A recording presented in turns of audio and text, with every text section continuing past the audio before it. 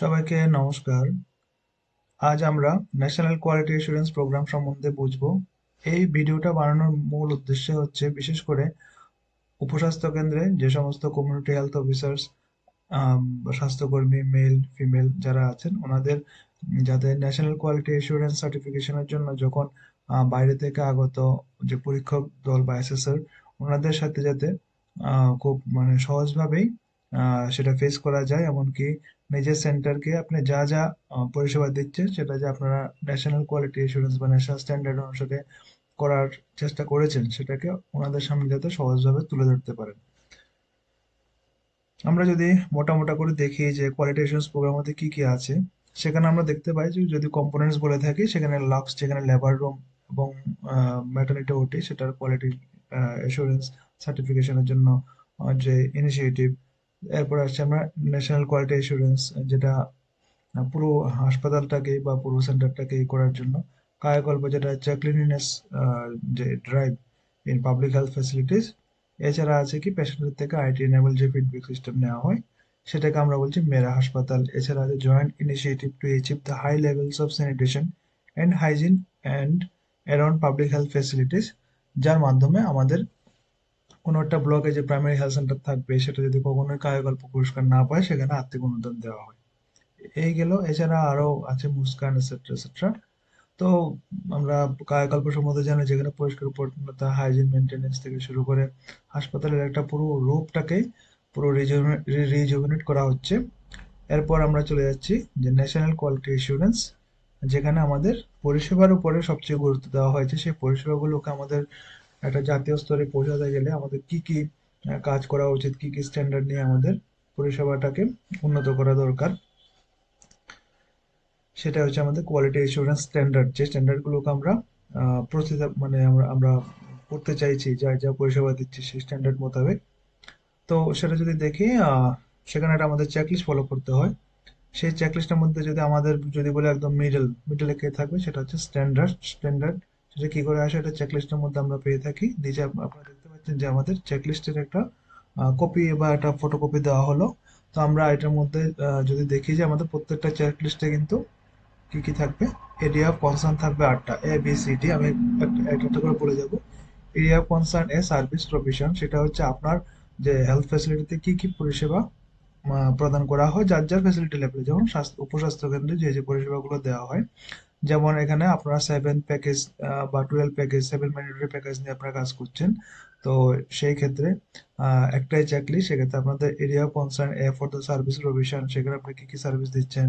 Number B, patients right, একটা citizen charter যদি আপনাদের থাকে সেক্ষেত্রে আহ, এটা একটা যে মনে রাখবেন যে ন্যাশনাল কোয়ালিটি ইন্স্যুরেন্স যে স্ট্যান্ডার্ডের এখানে একটা মেইন উদ্দেশ্য হচ্ছে পেশেন্ট সেন্ট্রিক। যে আমাদের এখানে যে বাইরে থেকে পেশেন্ট আসবে ওনারা যাতে আমরা কি কি পরিষেবা দিতে চাইছি সেটা যাতে পুঙ্খানুপুঙ্খভাবে আগের থেকেই জানা থাকে, একদম ব্ল্যাক এন্ড হোয়াইট। সো এক্ষেত্রে পেশেন্টের ডিগনিটি, পেশেন্টের অ্যাক্সেসিবিলিটি, তারপর কিভাবে পেশেন্ট সহজভাবে একটা সেন্টার খুঁজে পাবে, তার থেকে পরিষেবাগুলো কি কি পরিষেবা আসে সেটা জানতে পারবে, তার জন্য একটা সিটিজেন চার্টার মাস্ট দরকার। এছাড়া আপনাদের যে চেকলিস্ট আছে সেটা অবশ্যই বিস্তৃতভাবে একবার দেখে নেবেন। Next area of concern C, যেটা হচ্ছে ইনপুট। এটার মধ্যে কি থাকবে, সমস্ত রকমের জিনিসগুলো কি কি লাগবে একটা হাসপাতাল চালাতে গেলে, man money material everything. Next area of concern D, যেটার মধ্যে আছে সাপোর্ট সার্ভিসেস। এই যে আপনার বললাম যে ইনপুটের মধ্যে ম্যান মানি মেটেরিয়াল থাকবে, তো সেগুলো দিয়ে আপনি একটা ঘর বানালেন, তারপর বানানোর পর সেটাকে আমরা কিভাবে মেনটেন করবো, বা কোনো একটা প্রসেস আপনি ডেভেলপ করলেন সেই প্রসেসটাকে মেনটেন করার জন্য আপনাদের কি কি মানে আরো সাপোর্ট দরকার পড়তে পারে। যেমন আমাদের বায়োমেডিকেল ইকুইপমেন্ট যদি রাখা হয় সেটাকে সাপোর্ট করার জন্য বায়োমেডিকেল ইঞ্জিনিয়ারের দরকার পড়ে, একটা সার্ভিস সেটা করতে লাগে। এছাড়াও মানে ফিজিক্যাল সেফটি, ধরুন ফায়ার ব্রেকআউট হলো তার জন্য যে যে মেজার্স গুলো নিতে লাগে, বা আমাদের যে বিল্ডিং বা ইলেকট্রিক্যাল সেফটি তার জন্য যেটা সাপোর্ট নেব আমরা, তো সেটাকে আমরা বলছি সাপোর্ট সার্ভিসেস। এক্ষেত্রে প্রত্যেকটা সার্ভিস কিন্তু আমাদের রেজিস্টার্ড করে তার এগেনস্টে যে নিয়ে আমাদেরকে সার্ভিস প্রোভাইড করছেন তার সঙ্গে যে কন্ট্যাক্ট হয়েছে সেই কন্ট্যাক্ট পেপারগুলো কিন্তু এখানে আমাদের শো করতে হবে। নেক্সট এরিয়া কনসার্ন এই, যেটা আমরা দিন থেকে মানে সকাল থেকে সন্ধ্যা পর্যন্ত যে কাজটা করে যাচ্ছি যে ক্লিনিক্যাল সার্ভিস, সেটা এরিয়া কনসার্ন এফ। এক্ষেত্রে আমাদের ইনফেকশন কন্ট্রোল এবং হাইজিনের উপরে ইনস্ট্রুমেন্ট স্টেরিলাইজেশন, মানে এক কথা যদি বলি আমাদের 5 স্ট্যান্ডার্ড প্রিকশন, যেটা আছে hand hygiene, personal hygiene, sterilization, biomedical waste management, এবং আমাদের কি আছে যে এনভায়রনমেন্টাল কন্ট্রোল, যেটার মধ্যে স্পিল ম্যানেজমেন্ট থেকে শুরু করে আদার্স থিংগুলো আছে। এরপর কি আছে আমাদের area of concern, G for the quality management. Next হচ্ছে আমাদের area of concern, H, that is the outcome, যেটা হচ্ছে কি আমরা সারাক্ষণ কাজ করার পরে দিনের শেষে যে নাম্বারটা আমরা পাই, যে কাজটা আমরা করলাম, ধরুন আপনার 10টা রোগী দেখলাম কি 20টা রোগী দেখলাম, তো সেটাকে যদি হিসাব করে রাখা যায় আমরা নেক্সট যেটা আরো যাতে আমাদের মানে রোগীদের একদম কাছে আমরা যেতে পারি বা আমাদের হাসপাতালের পরিষেবাটা পৌঁছে দিতে পারি, সেটা আমাদের সাজেশনের মাধ্যমে বা ওনাদের ফিডব্যাকের মাধ্যমে সেটাকে আমরা আরো ডেভেলপ করে কিভাবে করব, এই আউটকাম ইন্ডিকেটর যতক্ষণ না পর্যন্ত আমরা ক্যালকুলেশন করছি ততক্ষণ পর্যন্ত কিন্তু আমরা নিজেরাই বুঝতে পারবো না যে আমার সেন্টারটাতে বা আমি কি কাজ করছি সেটা নিয়ে স্যাটিসফ্যাকশন আসবে তখন যদি আমরা ক্যালকুলেট করি। আমাদের অ্যাকাউন্টেবিলিটিটা দেখতে হবে আমাদের যা কাজ করছি। তো সেখানটায় আমরা প্রত্যেকটা চেকলিস্টে দেখতে পাচ্ছেন, প্রথমে আমরা মেজারেবল এলিমেন্ট আমরা দেখছি, নেক্সট আমাদের আসছে check points, next means of verification, next assessment method, next compliance এবং রিমার্ক। তো আপনারা কি করবেন, আপনাদের একটা চেকলিস্ট নেবেন, সেই চেকলিস্ট থেকে এই পয়েন্টগুলো একটু ভালো করে দেখে নেবেন। দেখুন এখানে আমি একটা ডিসপ্লে করে রেখেছি যেটা হচ্ছে area of concern a service provision থেকে, যেটা অবশ্যই আপনারা দেখতে অনেকটা গ্রে কালারের, আর ইয়েলো কালার যে বক্স আছে সেটাতে লেখা আছে আমাদের মেইন স্ট্যান্ডার্ডটা। তো এই স্ট্যান্ডার্ডের এগেনস্টে আবার কতগুলো সাব স্ট্যান্ডার্ড থাকবে, তো প্রত্যেকটা সাব স্ট্যান্ডার্ডের মধ্যে কি কি জিনিস দেখবে, যেমন মেজারেবল এলিমেন্ট, যেমন আমি কি মেজার করতে চাইছি, আমাদের স্ট্যান্ডার্ড হচ্ছে কি ফ্যাসিলিটি, সেটা একটা কম্প্রিহেন্সিভ প্রাইমারি হেলথ কেয়ার দেয় কিনা, তো সেটার মধ্যে কি থাকবে আমাদের প্রেগন্যান্সি অ্যান্ড চাইল্ড বার্থ থেকে শুরু করে আরো যে বিভিন্ন যে সার্ভিসেস গুলো আছে সেগুলো দেয় কিনা। তো সেক্ষেত্রে আমাদের প্রথমে আমরা কি পরিমাপ করব, the facility provides care in pregnancy and child birth. তো সেটাকে আমরা যদি পরিমাপ করতে যাই সেক্ষেত্রে আমাদের চেক পয়েন্ট কি হবে, চেক পয়েন্ট হবে যে availability of the functional ANC services with the minimum 4 ANC checkups. এবার আমি as a community health officer সেটাকে এস্টাবলিশ করার জন্য আহ, একই রকম ভাবে যখন এসএসআর আসবে তিনি যাতে সেটা দেখে বুঝতে পারেন যে এই সার্ভিসটা দেওয়া হয়, সেটাই হচ্ছে কি মিনস অফ ভেরিফিকেশন। তো সেক্ষেত্রে আমাকে যেটা করতে হবে, services for early registration, screening including lab investigation, counselling and identification of high risk and danger sign. তো এইগুলো আমাদেরকে ভেরিফাই করতে হবে। কিভাবে ভেরিফাই করবো, আমরা আগে থেকে জানি যে আমাদের 4টা অ্যাসেসমেন্ট মেথড আছে, বা আমরা ভেরিফাই করার 4টা মেথড আছে। কি আছে, স্টাফের থেকে আমরা জিজ্ঞাসা করতে পারি, পেশেন্ট থেকে আমরা জিজ্ঞাসা করতে পারি, এর বাইরে আমরা নিজে দেখতে পারি, অথবা যদি আমরা নিজে দেখে না বুঝতে পারি তাহলে আমাদের রেকর্ড দেখাতে হবে, কিছু কাগজপত্র, কিছু ফর্মেট, কিছু রেজিস্টার, সেগুলো আমাদের দেখাতে হতে পারে। তো এ হলো আমাদের মিনস অফ ভেরিফিকেশন, যেটা দেখে আমাদের মেজারেবল এলিমেন্টটাকে মানে ফুলফিল করার জন্য বা আমাদের চেক পয়েন্টটাকে সে অনুসারে কাজ করার জন্য যে মানে এগুলো যে কাজগুলো করা দরকার, তো সেটা আমরা মিনস অফ ভেরিফিকেশন, মানে সোজা কথা হচ্ছে আমাদের মিনস অফ ভেরিফিকেশনটা দেখে আমাদের ওই স্ট্যান্ডার্ডটা ফুলফিল করার জন্য প্রয়োজনীয় পদক্ষেপগুলো নেব। আর সেক্ষেত্রে আমাদের অবশ্যই মনে রাখতে হবে আমরা কিভাবে সেটা নেব, কিভাবে আমরা থার্ড পার্টিকে বোঝাবো যে আমরা এটা নিয়েছি। তো সেক্ষেত্রে staff interview, record review, observation, বা আমাদেরকে ক্লায়েন্টদেরকে জিজ্ঞাসা করতে পারে পেশেন্ট ইন্টারভিউ।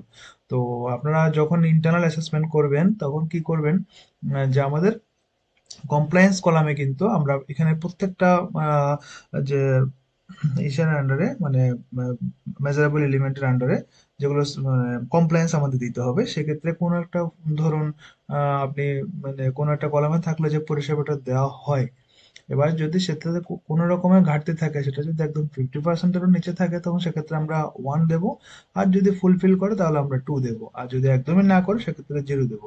হ্যাঁ দেখুন এখানে 0, 1, 2 দেওয়ার মানে হচ্ছে যে আমরা কতটুকু স্যাটিসফাইড এই যে স্ট্যান্ডার্ড অ্যাচিভ করার জন্য আমরা যে মিনস অফ ভেরিফিকেশন নিয়ে কাজ করছি সেটাতে আমার প্রেজেন্ট কন্ডিশন কোথায় আছে, তো সেটা দেখে কিন্তু আমরা এখানে কমপ্লায়েন্স কলামে 1, 2 অথবা 0 দেবো, এই তিনটেই কিন্তু মার্কস দেওয়া যাবে। এবার যেগুলো 0 থাকবে বা যেগুলো 1 থাকবে সেগুলো নিয়ে আমাদের কাজ করতে হবে। এবার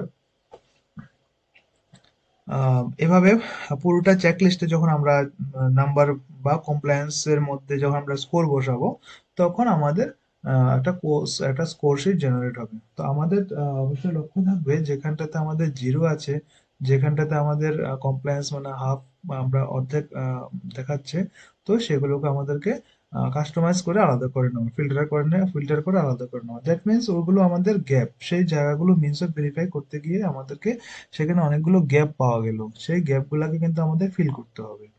তো সেক্ষেত্রে আমরা কি করব, পুরোপুরি প্রত্যেকটা একদম এরিয়া কনসার্ন এ থেকে এইচ পর্যন্ত যাব, প্রত্যেকটা জায়গাতে আমরা কমপ্লায়েন্স বসাবো।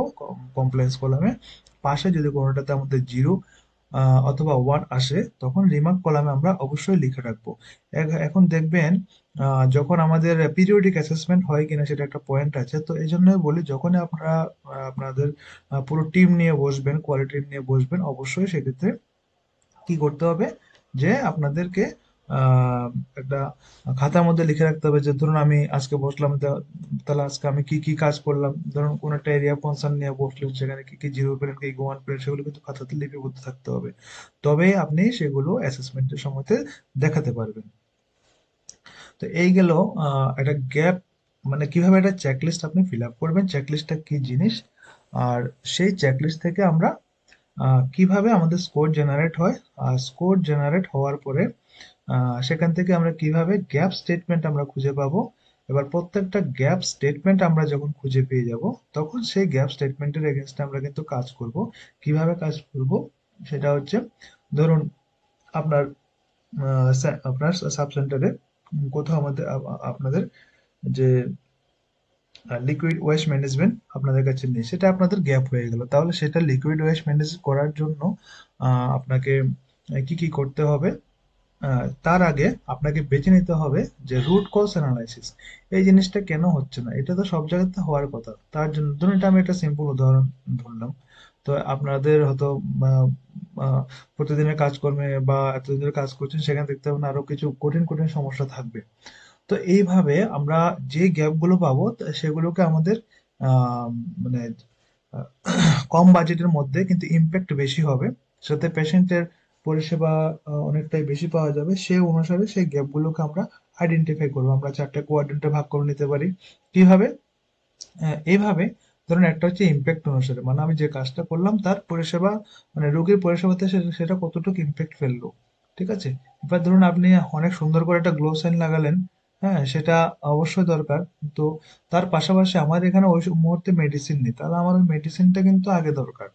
তো সেটা আপনার গ্যাপ যেভাবে ফিল করার এগেইনস্টে কিন্তু নতুন নতুন গ্যাপ তৈরি হবে। ঠিক একই রকম ভাবে সেগুলোর মধ্যে ইম্পর্টেন্স অনুসারে সেগুলো কিন্তু উপর নিচ হতে পারে, মানে মানে প্রায়োরিটি, মানে গ্যাপ প্রায়োরিটাইজেশন যেটাকে বলা হচ্ছে, সেটা কিন্তু উপর নিচ হতে পারে। তো আমরা অবশ্যই ইমপ্যাক্ট এবং কস্ট, যে ফান্ডিং আমাদের কেমন লাগবে সেটার উপর ডিপেন্ড করে আমরা সেগুলোকে চারটে কোয়াড্রেন্টে ভাগ করবো। যেমন লো ইমপ্যাক্ট লো ফান্ড, তো সেটাকে কিন্তু আমরা, সরি মানে হাই ইমপ্যাক্ট লো ফান্ড, সেটাকে কিন্তু আমরা সবসময় প্রায়োরিটি বেসিসে আমাদের মানে আহ, নিতে লাগবে। প্রথমে আমরা সেই গ্যাপটা ফিল করব।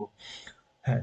তো সেই ক্ষেত্রে আমাদের রুট কজ অ্যানালাইসিস, সেটা কেন হচ্ছে না সেটা কিন্তু আমরা বের করব। স্পেশালি যেগুলা খুব সহজ, মানে খুব সহজভাবে করা যেত কিন্তু কেন হচ্ছে না, এমন কোনো যদি কজ থাকে বা কোনো একদম এসেনশিয়াল নিড, যেমন আপনার পানীয় জলের ব্যবস্থা, ওয়াটারের ব্যবস্থা বা ইলেকট্রিসিটির ব্যবস্থা, সেগুলো যদি অনেকদিন ধরে হচ্ছে না, সেক্ষেত্রে আমরা মানে রুট কজ অ্যানালাইসিসের মাধ্যমে বার করবো অ্যাকচুয়াল কারণটা কি।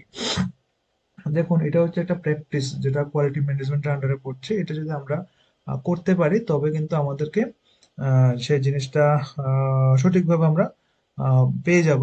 তো সেটা আমরা কিভাবে করব সেটা আমরা আবার পরবর্তী সময় আলোচনা করব। তো এইভাবে আমাদের রুট কজ অ্যানালাইসিসের মাধ্যমে আমাদের যে গ্যাপ স্টেটমেন্ট থাকবে সেটা থেকে আমরা কিভাবে উতরাবো, তার এগেনস্টে সেই যখন আমরা বুঝতে পারলাম যে এটাই কজ তার, তো সেটাকে আমাদের গ্যাপটা মানে ফিল করার জন্য কে দায়ী থাকবে, কদিনের মধ্যে করতে পারবো।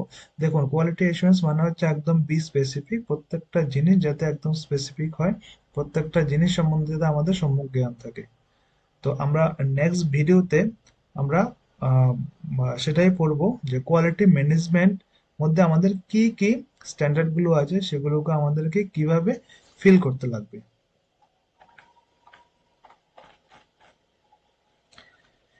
দেখুন, প্রথমে আমাদের থাকতে হবে কি, কি বলছে সেটা দেখুন, যে ইয়েলো কালার, সরি এটা তো জি ওয়ান, হ্যাঁ, G1। তো area of concern G, quality management. সেখানে কি আছে? Facility established organisational framework for quality improvement. মানে কি, এই কোয়ালিটিটা ইমপ্রুভ করতে গেলে তাহলে প্রথমে কি লাগবে? প্রথমে একটা বডি লাগবে। তো সেখানে বাইরে থেকে এসএসআর যখন আসবেন তখন ওরা কি দেখতে চাইবেন যে আহ, আমাকে দেখাও তো যে তোমাদের কোয়ালিটি টিম আছে কিনা। এবার যদি কোয়ালিটি টিম থাকে তাহলে ওটার মধ্যে CHO, ANM, staff nurse, MPW এবং আশা আছে কিনা সেটা দেখতে পাবে। তো ওটা দেখে বোঝা যাবে যে সত্যিকারের আপনি এই কোয়ালিটি টিমে কে কে আছে, তার বা তাদের কি রেসপন্সিবিলিটি সেগুলো লেখা আছে কিনা। এবার যদি লেখা থাকে আপনার ওনারা রেগুলার মিটিং করেন কিনা। দেখুন পরেরটাতে আছে কি, quality team meets monthly and review its activities. তো অ্যাকর্ডিংলি সেই রেকর্ডস ওনারা দেখতে চাইবেন, রেকর্ড রিভিউ। নেক্সট, এবার রেকর্ডগুলো দেখে কি বুঝবেন? সেগুলো দেখে পারফরমেন্স ইন্ডিকেটর, যে আমাদের পারফরমেন্স ইন্ডিকেটর যেগুলো আছে আমাদের আউটকাম ইন্ডিকেটরের মধ্যে, সেগুলো হতে পারে বা এইচএমআইএস ডাটা থেকে কিছু ইন্ডিকেটর থাকতে পারে, বা আপনাদের নিজস্ব দৈনন্দিন কাজ করতে গিয়ে কোনো একটা জিনিসকে আপনি টার্গেট করেছেন, সেটা আপনি পারফরমেন্সের ভিত্তিতে সেটা থেকে আপনি এভাবে এটা ইন্ডিকেট করতে পারেন। বা আপনাদের যে 10 পয়েন্ট ইন্ডিকেটর ইনসেনটিভ দেওয়া হয়, সেখান থেকে কোনো একটা ইন্ডিকেটর নিয়ে নিতে পারেন যদি সেক্ষেত্রে আমাদের কম হয়। বা আপনার এখানে মানে প্রত্যেক মাসে মেডিকেল অফিসার ইনচার্জ আসেন, তো সেখান থেকে কোনো যদি ইন্ডিকেটরে ঘাটতি থাকে সেটাকে আপনারা টার্গেট করে সেটাকে ন্যাশনাল কোয়ালিটি ইস্যু, সরি মানে কোয়ালিটি টিম মিটিং, টিমের যে মিটিং হয় মান্থলি মিটিং, সেখানে আপনারা সেটা নিয়ে আলোচনা করতে পারেন। এমনকি বরাবর ফলো আপ করতে হবে সেটাকে। তো একই রকম ভাবে বলছে যে review and update work plan as per the requirement. তো যখনই আপনারা এই ইন্ডিকেটর গুলোকে নিয়ে আলোচনা করবেন তখন একটা মানে মাইন্ডে চলে আসবে যে হ্যাঁ, এটা তো আলোচনা করলাম, তাহলে আমাদের নেক্সট মিটিং এ আশা করি এই কাজটা হয়ে যাবে। তো অনেক সময় দেখবেন সেটা হয়নি, তাহলে সেক্ষেত্রে আবার নতুন মিটিং এ সেটা ইনক্লুড করতে হবে। আর যে সমস্ত গ্যাপ গুলো ক্লোজ হয়ে গেছে সেগুলোকে যাতে আবার গ্যাপ তৈরি না হয় সেদিকে আমাদের সাস্টেনেবিলিটির কথা মনে রাখতে হবে। Next, identify. এবার আপনি করতে গিয়ে ধরুন আপনার লেভেল হচ্ছে না, তো সেগুলো তো আমাদের প্রাইমারি হেলথ সেন্টারে রিভিউ মিটিং হয়, সেখানে কিন্তু আপনাদের যা আলোচনা করেছেন তো সেটা কিভাবে দেখাবেন? সেটা আইদার আপনি রিটার্ন একটা যে ইনচার্জকে জানিয়েছেন, এটাও হতে পারে, বা ইনচার্জের ওখানে যে মিটিং হচ্ছে স্যার মাইনরিটস যাতে আসে সেটাও আপনারা দেখতে পারেন।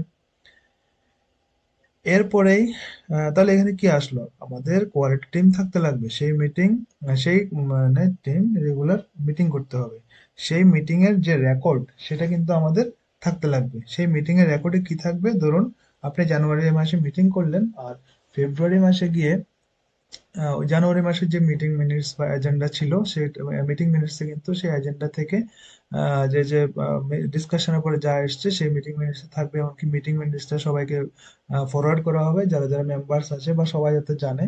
আর সেই সঙ্গে প্রথম মিটিং এ যেটা আলোচনা করলেন সেখানে যদি কোনো গ্যাপ বেরিয়ে থাকে, তো সেকেন্ড মিটিং এ সেটা নিয়ে আলোচনা করবেন অবশ্যই। সেটা কি কি কন্ডিশন আছে, ধরুন আপনি একটা ডিপ বডি পিট করার কথা ছিল, তো সেকেন্ড মিটিং এ সেটা নিয়ে আলোচনা করেছে না, সেটা সাকসেসফুলি করা হয়েছে।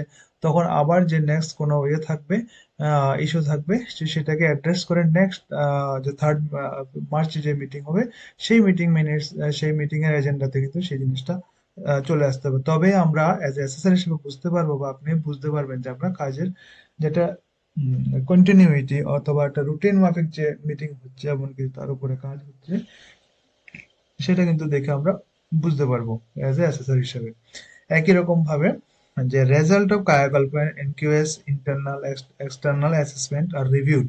যে আমাদের জানি আমরা কায়াকল্পের ক্ষেত্রে কি হয়, আমরা নিজেরা অ্যাসেসমেন্ট করি, তারপর পিয়ার ডিস্ট্রিক্ট থেকে বা পিয়ার অ্যাসেসমেন্ট বলে একটা হয়, তারপর আমাদের এক্সটার্নাল অ্যাসেসমেন্ট যেটা স্টেট লেভেল থেকে হয়। তো একই রকম ভাবে ন্যাশনাল কোয়ালিটি অ্যাসুরেন্স এর ক্ষেত্রেও কিন্তু আমাদের আমরা সেলফ অ্যাসেসমেন্ট করে থাকি। তো এইবার বিভিন্ন যে অ্যাসেসমেন্ট গুলো হলো আমরা নিজেরাই করলাম বা বাইরে থেকে আসলো, সেগুলোতে কতটুকু ইমপ্রুভমেন্ট হয়েছে, কতটুকু আমরা কাজ করতে পেরেছি। এবার যখন যেরকম আমাদেরকে রিপোর্ট দিয়েছে, তো এই ক্ষেত্রে আমরা বলবো যখন বাইরে থেকে কেউ আসে আপনাদের যে ভিজিটার মানে খাতাটা থাকে সেটাতে আপনারা নোট নিয়ে নেবেন। তো সেক্ষেত্রে আমাদের এক সময়তে পরবর্তী সময় আমরা অ্যাসেসরকে কিন্তু দেখাতে পারি যে আমাদের যে এখানে কে এসেছিলেন বা আমাদের কি নোট দিয়ে গেলেন বা আমরা কি কাজ করেছি। তো সেটাতে অবশ্যই কলাম থাকবে যে মানে অ্যাকশন কি নেওয়া হয়েছে। তো অ্যাকর্ডিংলি ওনারা যখন কিছু কমেন্ট দেবেন তার এগেনস্টে কিন্তু আমাদেরকেও কাজ করে দেখাতে হবে সেভাবে অ্যাকশন প্ল্যান বানিয়ে। সো নেক্সট আমাদের তাহলে এখানে কি আসে, রেজাল্ট অফ কায়াকল্প যেটা অ্যাসেসমেন্ট করার পরে আসছে, সেখান থেকে আমরা গ্যাপ আইডেন্টিফাই করে সেটার উপরে কাজ করেছে কিনা সেটা দেখতে চাইবেন।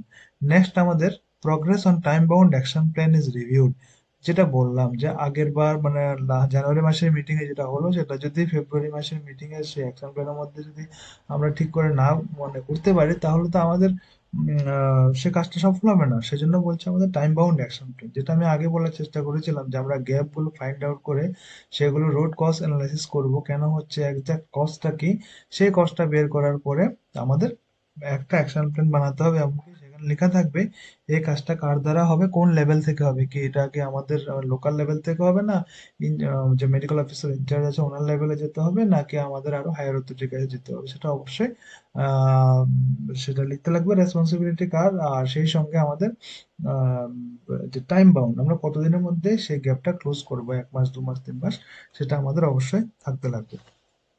এরপর আমরা মোটামুটি তাহলে এতটুকু যদি করতে মানে আমরা পারি, তাহলে G1 আমাদের ফুল মার্কস এসে যাবে।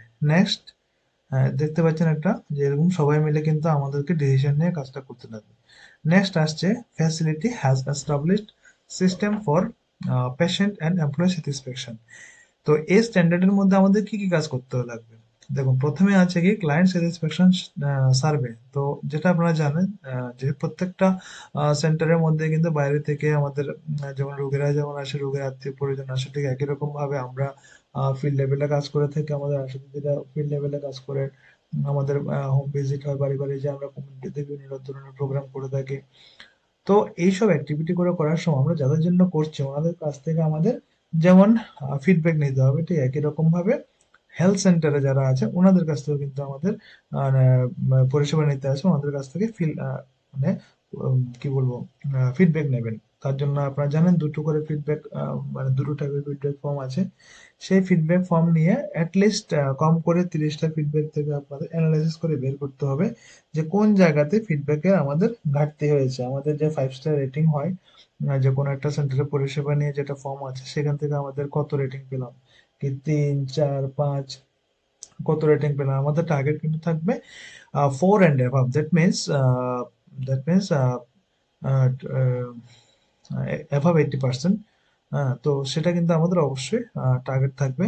তো আরেকটা জিনিস জিজ্ঞাসা করবে যে আপনি 30টাই বা কেন নিলেন, যদি স্যার জিজ্ঞাসা করে তখন আপনি বলবেন যে না, সেটা আমরা মিনিমাম একটা 30 নিয়ে থাকি, তাছাড়া কখন নিই না, এটা র্যান্ডমলি নেওয়া হয়, যে প্রত্যেক সময়ে যে একটা দিনের নির্দিষ্ট সময় বা একটা নির্দিষ্ট সময়ে বা নির্দিষ্ট একটা প্রোগ্রামে গিয়ে এটা করলাম সেটা না, সেটা র্যান্ডমলি করা হয়, রেগুলারলি করা হয়। হ্যাঁ, মানে সেক্ষেত্রে স্যাম্পল কালেকশনের কোনো অসুবিধা হয় না, সেক্ষেত্রে এজ জেন্ডার কাস্ট রিলিজন এসব কোনো ম্যাটার করে না, এগুলা র্যান্ডমলি আমাদেরকে নিয়ে থাকে। আচ্ছা, নেক্সট আসছে কি যেটা বলেছিলাম যে এটা এটা করা হয় কেন, এটা ফিডব্যাকটা করা হয় এই জন্যই যাতে সেখান থেকে আমরা পরবর্তী সময়ে কাজ করতে পারি। সেখানে কি কাজ করব, যে লোয়েস্ট পারফর্মিং এট্রিবিউট যেটা আছে সেটার মধ্যে ধরুন আপনার এখানে হঠাৎ করে কোনো জায়গা কোনো মাসে আপনি যখন অ্যানালাইসিস করলেন তখন পেলেন হলো রেজিস্ট্রেশনে সময় আপনাদের সময় বেশি লাগছে। তো কেন অ্যাকচুয়ালি সময় বেশি লাগছে, বা দেখা গেল যে না আশা কর্মীরা বাড়ি বাড়ি যাচ্ছে কিন্তু ওনারা বুঝাচ্ছে না, বা কোনো জায়গাতে ইনফরমেশন পাচ্ছেন না, তো সেক্ষেত্রে কিন্তু আমাদের ওই পয়েন্টের উপরে কাজ করতে হবে। তো সেটাই হচ্ছে লো পারফর্মিং অ্যাট্রিবিউটস। আচ্ছা, তো সেটার এগেনস্টে একই রকম ভাবে আমাদের যখন মানে লো পারফর্মিং মানে কি, সেটা আবার আমাদের গ্যাপ হয়ে গেল, সেই গ্যাপটাকে আবার ফিল করার জন্য কাজ করতে হবে। তো সেটার জন্য আমাদের আবার অ্যাকশন প্ল্যান বানাতে হবে। তাহলে আমরা কি করতে পারি, ধরুন আমরা আশার সঙ্গে আবার মিটিং করবো, সেই জিনিসটা নিয়ে আমরা আবার বসতে হবে, সবাইকে আমরা ডাকবো। এছাড়া যদি দরকার পড়ে আমরা জাস্ট কমিটি মেম্বার যারা আছে ওনাদেরকে ডাকতে পারি, আয়ুষ্মান অ্যাম্বাসেডর যারা আছে ডাকতে পারি, পিএসজি পেশেন্ট সাপোর্ট গ্রুপ থেকে ডাকতে পারি। সো ডেকে আমরা একসঙ্গে একটা মিটিং করে নিলাম কমিউনিটি মেম্বার সহকারে, আমাদের আশা দিদি সহকারে, আমাদের সেন্টারের মধ্যে। তো এইভাবে আমাদের একটা অ্যাকশন প্ল্যান বানিয়ে যে লো পারফর্মিং অ্যাট্রিবিউট আছে যেটাতে আমাদের কম নাম্বার পাওয়া গেল সেটা নিয়ে আমরা কাজ করব। তো সেটার কিন্তু একটা রেকর্ড থাকবে, যদি আপনারা প্রোগ্রাম করে থাকেন তার ছবি থাকবে, তার খাতার মধ্যে লেখা থাকবে। তো এইভাবে আমাদের এখানে কিন্তু আমাদের ফুল মার্কস পেতে পারি। নেক্সট আমরা দেখতে পাচ্ছেন এখানে কতগুলো ছবি কতগুলো গ্রাফ দেওয়া আছে। তো কাইন্ডলি এগুলো থেকে অ্যাটলিস্ট যেগুলো আমরা ব্যবহার করব সেটা যাতে আমাদের মানে প্র্যাকটিস করব সেটা যাতে আমরা বলতে পারি। যেমন এখানে check sheet, fishbone diagram, histogram, Pareto chart, control chart, scatter diagram, certification. আপনারা এতটুকু মনে রাখবেন যে কোয়ালিটি কন্ট্রোল টুল মানে 7টা আছে, আরো বেশিও আছে। তো কোয়ালিটি কন্ট্রোল টুল বললে আমরা এগুলোকে বুঝি, কিছু গ্রাফ, ঠিক আছে, কিছু চার্টকে আমরা বুঝতে পারি। তো next, G3, the facility has established, documented, implemented and updated standard operating procedure for all key processes. তো এটার জন্য আমাদের কি হতো, আমরা যে সমস্ত ক্লিনিক্যাল কাজগুলো করছি তার জন্য আমাদের নির্দিষ্ট কিছু লিপিবদ্ধ নথি থাকতে হবে। সেই নথি অবশ্যই মেডিকেল অফিসার ইনচার্জ আমাদের ডিস্ট্রিক্ট লেভেল বা স্টেট লেভেল থেকে সার্টিফাইড হতে হবে। তো এগুলোকে আমরা বলছি কিছু মানে ক্লিনিক্যাল অ্যালগোরিদম বা বলতে পারি আমরা ওয়ার্ক ইনস্ট্রাকশন বলতে পারি, বা অনেক সময় আমরা স্ট্যান্ডার্ড অপারেটিং প্রসিজারও বলতে পারি। সোজা কথা হচ্ছে যে সমস্ত ক্লিনিক্যাল প্রসিজার গুলো হচ্ছে, যেমন আপনি পরীক্ষা করছেন যে কি র্যাপিড ডায়াগনস্টিক মানে আরডিকে দিয়ে আপনার পরীক্ষা করছেন অ্যাজ পার সার্ভিস প্যাকেজ যেটা নিলেন, ধরুন ম্যান্ডেটরি যে 7 প্যাকেজ আছে, তো সেই অনুসারে যে কিটগুলো দিয়ে পরীক্ষা করছেন। আমরা জানি কি 14 টেস্ট রিসেন্টলি আর একটা অ্যাড যোগ হয়েছে, তো আমাদের 15 টেস্ট হওয়ার কথা। তো এই প্রত্যেকটা টেস্ট কিন্তু kit based test, except TB, এই জন্য স্পুটাম কালেকশন এগুলো বাদ দিয়ে ম্যাক্সিমাম টেস্ট কিন্তু আমাদের আরডিকে টেস্ট। এগুলো কিভাবে করছে স্টেপ বাই স্টেপ, কোনো জায়গাতে লেখা থাকতে হবে। তো অ্যাকচুয়ালি এগুলো অ্যাকচুয়াল মিনিংটাকে যাতে এই প্রোটোকল বা এই স্ট্যান্ডার্ড অপারেটিং প্রসিজার বা এই যে ওয়ার্ক ইনস্ট্রাকশন সেগুলো যাতে একটা স্ট্যান্ডার্ড মেনে হয়, তাহলে ধরুন পরবর্তী সময় অন্য একজন কমিউনিটি হেলথ অফিসার আসলো, তাহলে সে কিন্তু ওই বইটা দেখে কিন্তু স্টেপ বাই স্টেপ এগুলা করে যাবে। আর তাছাড়া এটা কিন্তু একটা জায়গাতে স্থির না, আমাদের মেডিকেল সায়েন্সটা অত্যন্ত ডাইনামিক। তো সেটার এগেনস্টে যদি কোনো স্টেপ নতুন অ্যাড করতে হয় বা আমাদের কিট গুলো যদি চেঞ্জ হয়, সেগুলো স্টোরেজ বা সেগুলোর যে রিএজেন্ট, তো সেগুলো কিন্তু টাইম টু টাইম ওই বইটার মধ্যে আপডেট করতে হবে। ঠিক একই রকম ভাবে এখানে non communicable disease, communicable disease, তারপরে মানে mother and child health, adolescent child health, biomedical waste management and infection control, এগুলো সবগুলোর উপরে নির্দিষ্ট যে আমরা কাজগুলো করছি সেগুলো লিপিবদ্ধ থাকতে হবে। এমনকি সেই লিপিবদ্ধ অবস্থায় বা যে নথিগুলো থাকবে সেই নথি অনুসারে আমাদের সেই কাজগুলোকে মানে কমপ্লিট করতে হবে। তো সেটাই হচ্ছে আমাদের ওয়ার্ক ইনস্ট্রাকশন। মানে সোজা কথা হচ্ছে সেটা হচ্ছে একটা পুরো গ্রামার বই, যেটা আমাদের ধরুন বাংলা গ্রামার পড়ে মানে বাংলা ভাষাটা আমরা কিভাবে ইউজ করবো সেটা শিখতে পারি, ঠিক একই রকম ভাবে ইংলিশটা আমরা কিভাবে লিখবো, সেই ইংলিশ গ্রামার না জানলে যেমন আমরা লিখতে পারি না, ঠিক একই রকম ভাবে এই বইটার মধ্যে স্টেপ বাই স্টেপ প্রত্যেকটা ক্লিনিক্যাল স্টেপ গুলো দেওয়া আছে। তো সেগুলো আমরা দেখবো, ফলো করব। এমনকি সেইভাবে আমাদের যদি কোনো আপডেট হয় সেটাকে আমরা আপডেট করব। এবার চলে যাচ্ছি সেটা যেটা বললাম যে গাইড বুক গুলো, যেটা এবার চলে যাচ্ছে আমাদের G4।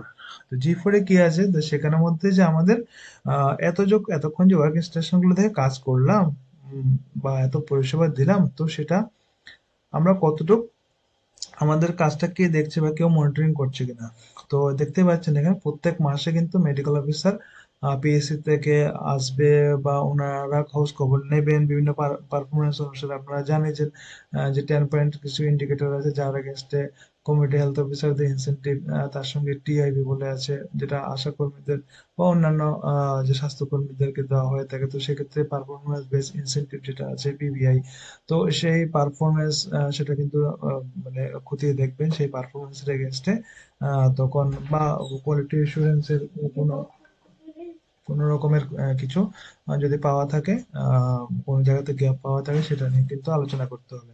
ঠিক তার পরবর্তী সময়ে কিন্তু আমাদের যেমন মেডিকেল অফিসার ইনচার্জ প্রতি মাসে আসবেন, একই রকম ভাবে সাব ডিভিশন লেভেল থেকে ব্লক নোডাল অফিসার বা সাব ডিভিশন লেভেল থেকে কোনো আধিকারিক, ঠিক একই রকম ভাবে ডিস্ট্রিক্ট লেভেল থেকে কোনো আধিকারিক, ওনারা অ্যাটলিস্ট বছরে একবার, তো যখনই এসছেন তখন ওই সমস্ত নোট গুলো কিন্তু আমাদের রাখতে হবে, কারণ এগুলো আমাদের রেকর্ড দেখাতে হবে।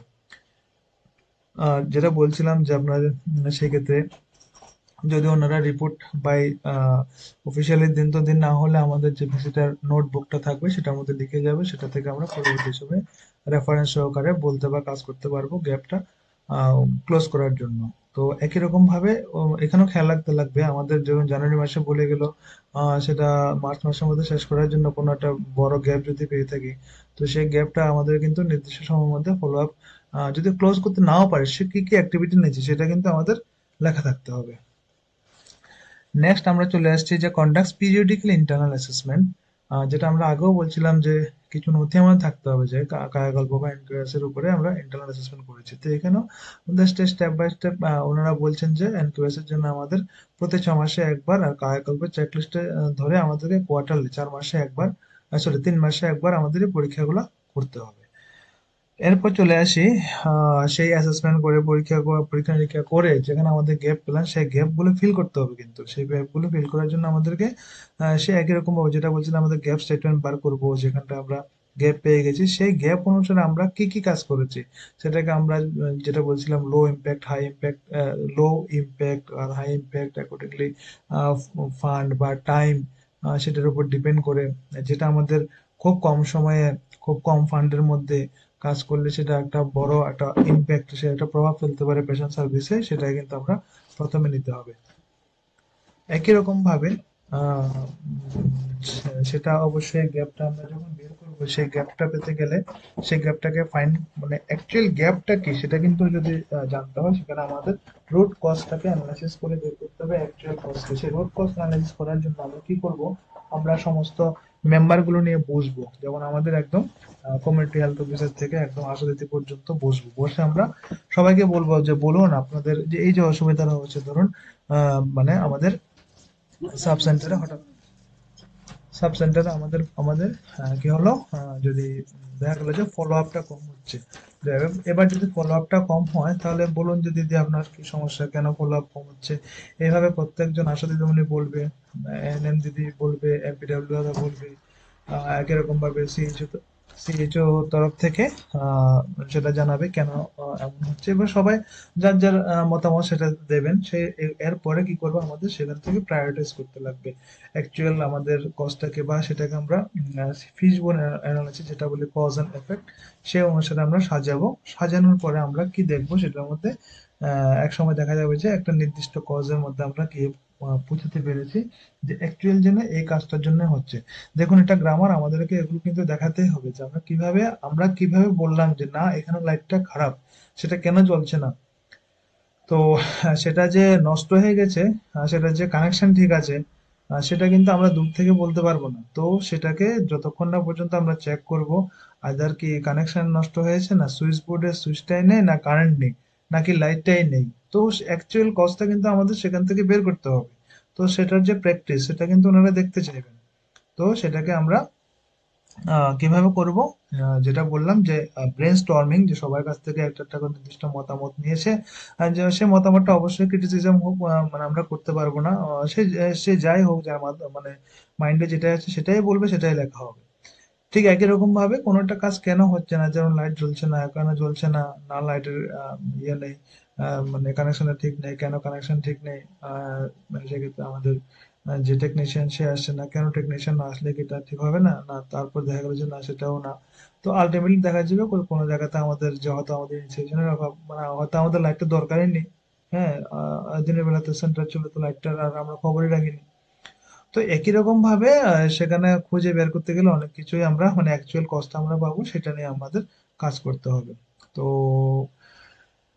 এবার ধরুন আমরা পেয়ে গেলাম, রুট কজ আমরা পেয়ে গেলাম, তবে যেটা বলছিলাম যে অ্যাকশন প্ল্যান করতে হবে। তো অ্যাকশন প্ল্যান আপনি কিভাবে করবেন, যে ধরুন যেটা হচ্ছে প্ল্যান, সেই প্ল্যান অনুসারে যে কোন লেভেল থেকে করা হবে, কতদিনের মধ্যে করা হবে। এবার সেটা প্ল্যানটা করলেন, অ্যাকশন প্ল্যানটা বানালেন, তারপর বানানোর পরে কিন্তু আমরা সেটাকে মানে একদম প্র্যাকটিক্যালি আমাদের করতে হবে। তো করার পরে কি করতে হবে, যখন আমরা করে ফেললাম একবার যে না যেভাবে বলা হয়েছিল এইভাবে আমরা আইসি মেটেরিয়াল গুলো সাজালাম, তারপরে চেক করতে হবে। তবে চেক করতে গিয়ে কি দেখলেন কি আমাদের আইসি মেটেরিয়াল গুলোর মধ্যে প্রচন্ড পরিমাণে কোনো জায়গাতে বানান ভুল, বা কোনো জায়গাতে মানে যে হাইটে লাগানোর কথা ছিল সেই হাইটে লাগানো হয়নি। হ্যাঁ, আপনারা হচ্ছে 100টা আইসি লাগানোর 100টা আইসি লাগালেন, কিন্তু দেখা গেল যে কোনোটার ল্যাঙ্গুয়েজ মিল নেই, কোনোটার কালার মিল নেই, কোনোটার সাইজ মিল নেই, কোনোটা একটু উপরে, কোনোটা একটু একটু নিচে, কোনোটা আইসাইটের বাইরে। তো এগুলো আমরা চেক করব, চেক করে পরবর্তী সময় আবার সেইভাবে আমরা অ্যাক্ট নেব, যে সিদ্ধান্ত করবো যে আমাদের যে আইসি পলিসিটা ছিল সেখানে আমরা এই পয়েন্টগুলো হয়তো ওভারলোক করে গেছি, সেখানে আমরা আবার লিখলাম সেই জিনিসগুলোকে। তো এভাবে আমাদের প্রত্যেকটা প্ল্যানিং থেকে অনুসারে কাজ করে সেটাকে আমরা চেক করে সেখান থেকে আমাদের আবার নতুন প্ল্যানিং বা নতুন ভাবে কিভাবে সঠিকভাবে কাজ করতে পারবো সেটা আমাদের বের করতে হবে। এবার সেটার পুরো প্র্যাকটিসের যে মানে ব্যাপারটা সেটা কিন্তু অ্যাসেসমেন্টের সময় দেখতে চাইবেন। আর সেভাবে যদি করেন তাহলে আপনাদের বলতে কোনো অসুবিধা হবে না, কোনো ভয়ের কোনো ব্যাপার নেই। আর যদি না করে থাকেন, যদি না বুঝে থাকেন, তাহলে ভিডিওটা বারবার দেখবেন, প্রয়োজনে আমাকে কল করবেন। আমাদের কাছ থেকে জেনে নেবেন। আর কি বলবো, সেটাতে আপনার ফুল মার্কসও পেতে পারেন। আর যদি কোনো আপনি প্র্যাকটিসে না করলেন তো, আর চেকলিস্টটাই না করলেন, তাহলে কিন্তু এটা সম্ভব না কোনো মতে সেখানে আনসার করা। তো আমরা চলে যাচ্ছি পরবর্তী স্ট্যান্ডার্ড, যেটা তখন বলছিলাম তার একটা ছবি দেখুন দেখা যাচ্ছে, যে ব্রেন স্টর্মিং। এটা দেখে নেবেন, এটা আমার ইন্টারনেট থেকে কালেকশন করেছি। প্রত্যেকটা পয়েন্ট কিন্তু অত্যন্ত গুরুত্বপূর্ণ। নেক্সট, যেটা বলছিলাম যে কজ এন্ড ইফেক্ট, যেটা আমাদের কি বলছিল, এই যে দেখুন এখানে আছে যে ফিশ বোন অ্যানালাইসিস, মাছের কাঁটার মতো দেখতে, যে কজ এবং এফেক্ট গুলো, কি কজ তার এফেক্ট কি অনুসারে কি হলো, যেটা হোয়াই হোয়াই অ্যানালাইসিস। আচ্ছা, এবার G5, খুব সম্ভব এটাই একদম সবার শেষ। তো এটাতে কি আছে, facility define mission vision values quality policy objective and approve plan to achieve them. অনেক সময় দেখা যায় যে আমরা স্ট্যান্ডার্ডের মধ্যে অনেক ফ্যাসিলিটি কিন্তু ফেল হয়ে যায়।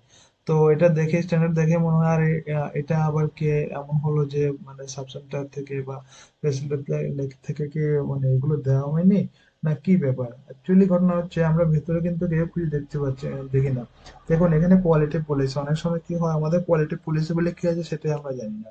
সেটা পেপারে আছে, পেপারে আছে, সবই দেখেছেন, কিন্তু আমরা বলতে পারছি না। এবার সেখানটা কি করতে হবে, সেটা লোকাল ল্যাঙ্গুয়েজে ডিসপ্লে করতে হবে। স্টাফকে জানতে হবে, আপনি কোয়ালিটি পলিসিটা বললেই শুধু হবে না, কোয়ালিটি পলিসি সম্বন্ধে কি আছে যতক্ষণ না জানবেন, ততক্ষণ আপনি কি করতে চাইছেন সেটা আপনার কাছে ক্লিয়ার থাকবে না। এবার নেক্সট আসুন, কোয়ালিটি অবজেক্টিভস গুলো কি। কোয়ালিটি অবজেক্টিভ আবার কি, আমরা যদি কোয়ালিটিটাকে এনশিওর করতে হয়, তার এগেনস্টে আমাদের কিছু অবজেক্টিভ নিতে হবে। সেই অবজেক্টিভ গুলো অবশ্যই SMART, বা যেটাকে আমরা স্মার্ট বলে থাকি, একটার সঙ্গে একটা মিলজুল থাকতে লাগবে। যখন ধরুন আমি বলছি যে আমি আমি এখানে খুব সহজে মানে খুব ফ্রিতে আমি মেডিকেশন দিচ্ছি, তো আমি ফ্রি মেডিকেশন দিচ্ছি আর সেই থেকে আমার দেখা যাচ্ছে কোনো মাসে আমাদের মেডিসিনই নেই, আবার কোনো মাসে সেই মেডিসিনের জন্য হয়তো ফলো আপ বা পেশেন্ট সংখ্যা কমে গেছে। তাহলে সেক্ষেত্রে আমাদের যেন আউটকাম ইন্ডিকেটর করছি, ওখান থেকে আমি ইন্ডিকেশন পেয়ে, তো আমি সেই জিনিসটাকে আমি অবজেক্টিভ বানাবো যে না, আমার মেডিসিনটাকে 100% অ্যাভেলেবেল করতে হবে, আমাদের স্টক আউট একদম নীল করতে হবে। তো সেক্ষেত্রে ধরুন একটা অবজেক্টিভ নিলাম যে আমাদের না স্টক আউট, আগামী 3 মাসের মধ্যে আমাকে স্টক আউটটাকে 0% করতে হবে। তো সেই ক্ষেত্রে আমাদের অ্যাজ ফর স্পেসিফিক, যে আমি ড্রাগ স্টক আউট নিয়ে কাজ করছি।